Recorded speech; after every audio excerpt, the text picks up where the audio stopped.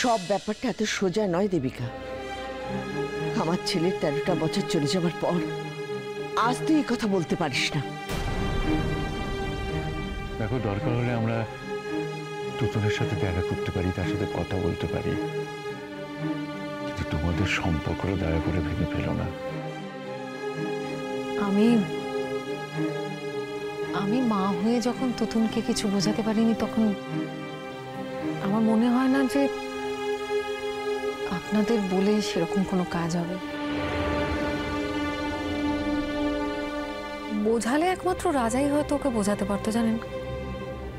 কিন্তু আমি হঠাৎ লক্ষ্য করছি যে ইদানিং রাজাও ওর সঙ্গে একটা দূরত্ব তৈরি করে ফেলেছে। অথবা এমনটা হতে পারে যে মানে তুতুন রাজাকে পছন্দ করছে না, সেটা বুঝতে পারার পর থেকে আস্তে আস্তে রাজা হয়তো নিজেকে ওর থেকে সরিয়ে নিয়েছে। আসলে আমি কি ভেবেছিলাম জানেন কাকু, তুতুনের অন্তত হায়ার সেকেন্ডারিতে হয়ে যাক, তারপর না হয় আমি রাজার সঙ্গে সেটেল করতাম। কিন্তু দেখলাম যে ওর হাতে সময় নেই, অথবা এমনটাও হতে পারে যে ওর ধৈর্যের সীমা শেষ হয়ে গেছে। সেজন্যই ও হয়তো আমাকে আর সময় দিতে পারছে না। এখন যে মেয়ে মানছে না 12 ক্লাস পরীক্ষার পর, সে মানবে কি করে? না না, আমি মানার কথা বলছি না।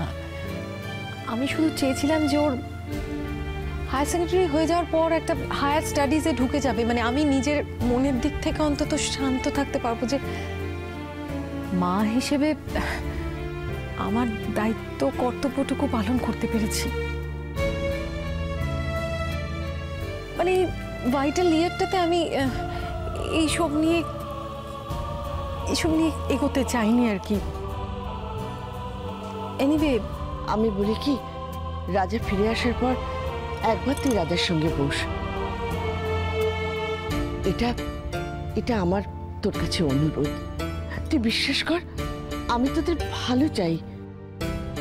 আমি বেশ বুঝতে পারছি তোমাদের মধ্যে একটা ইগো প্রবলেম চলছে। সেই প্রবলেম থেকে তোমরা কেউ বেরোতে পারছো না, কেউ ছোট হতে চাইছো না। কিন্তু দেখো দীপিকা, একজনকে তো ভাঙতে হবে, নাহলে দুটো সরল রেখা এক জায়গায় এসে মিশবে কি করে?